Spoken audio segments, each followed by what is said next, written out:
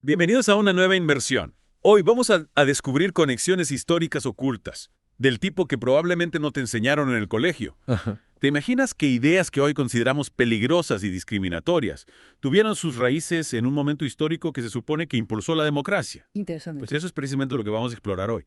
Y todo comienza con un año que quizás hayas olvidado, 1848. Fascinante, ¿verdad? 1848 fue un año de revoluciones, un grito de libertad que resonó por toda Europa, desde las calles de París hasta el corazón del Imperio Austriaco. La gente se levantó exigiendo cambios, exigiendo Y democracia. espera, revoluciones por la democracia. Que se supone que ese fue un momento de progreso, ¿cómo es que se relaciona con ideas discriminatorias? Ahí está la clave. Antes de 1848, Europa estaba dominada por poderosas monarquías, que se unían para aplastar cualquier intento de reforma, Entiendo. que se fundieron en el Alvoria del monero de reforma. Entiendo.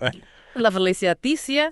Sí, Prusia y Austria, la llamada Santa Alianza, tenían como objetivo mantener su control absoluto y frenar cualquier atisbo de liberalismo. Vale, entiendo. Pero, ¿qué significa liberalismo en este contexto? No me refiero al sentido político actual. Buen punto. En aquella época el liberalismo se refería a ideas como los derechos individuales, un gobierno limitado, y la participación de más personas en la toma de decisiones. Básicamente ideas que amenazaban el poder absoluto de las monarquías. Ya veo, las revoluciones de 1848 pusieron a esas monarquías contra las cuerdas. Exacto. Y aunque no todas las demandas del revolucionario se cumplieron de inmediato, 1848 obligó a los gobernantes a al menos aparentar que abrazaban el lenguaje del liberalismo, para no perder el control. Pero claro, no todo era tan bonito como parecía. Ajá. Aquí es donde entra la hipocresía política que mencionaba nuestra fuente, ¿no? Decir una cosa y hacer la contraria. Precisamente.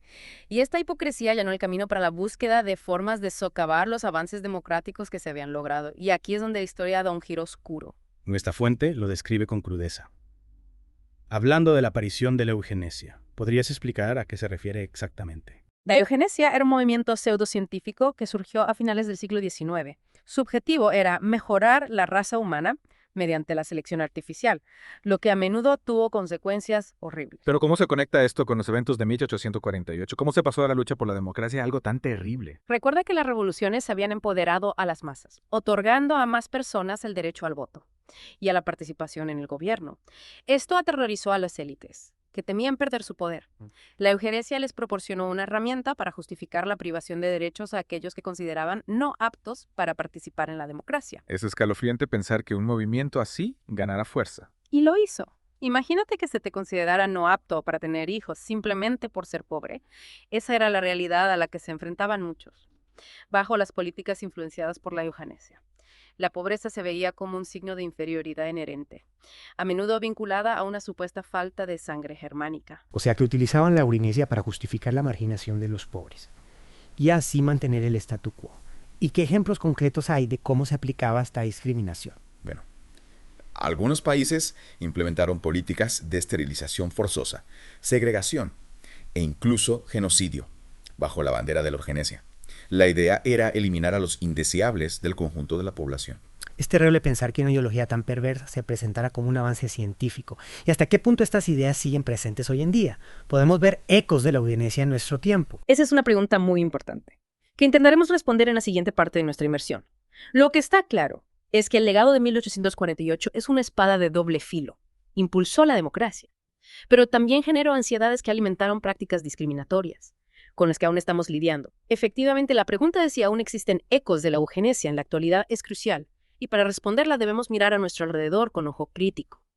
Piensa en la retórica política actual, en los argumentos sobre quién es digno de tener derechos, quién es lo suficientemente inteligente para participar en el gobierno. Dices que esos argumentos, aunque se disfracen con un lenguaje diferente, podrían estar bebiendo de la misma fuente que el movimiento eugenésico. Es algo que como mínimo debemos considerar, y esto subraya la importancia de comprender la historia.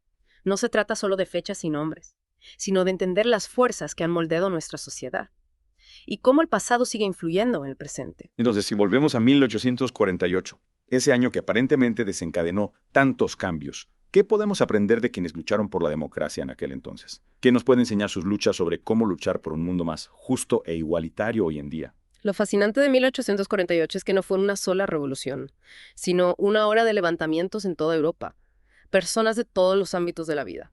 con diversos orígenes e ideologías, se unieron en torno al objetivo común de la reforma democrática. Eso es realmente inspirador.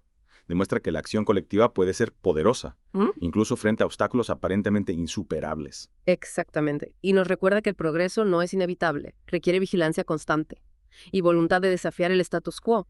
No podemos dormirnos en los laureles y dar por sentado que los derechos y libertades que disfrutamos hoy en día están garantizados para siempre. Vale, entiendo el paralelismo. Pero, ¿cómo se traduce eso en acciones concretas? ¿Qué podemos hacer nosotros como individuos? Asegurarnos de que las conquistas de 1848 no se pierdan.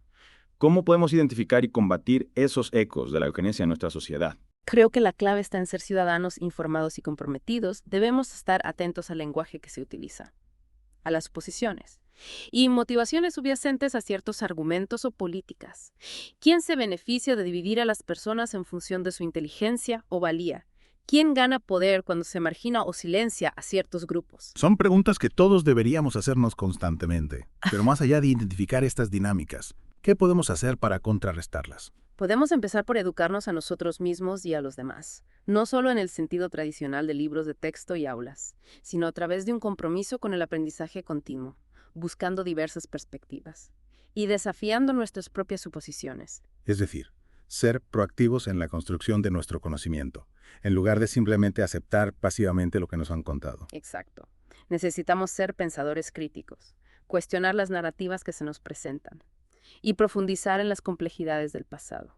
Y por supuesto no basta con pensar críticamente, también hay que actuar. Por supuesto, hablar contra la injusticia, apoyar a los marginados, defender políticas que promuevan la igualdad y la oportunidad para todos, involucrarse en movimientos sociales, votar a conciencia. Hay muchas formas de participar activamente en la construcción de una sociedad más justa.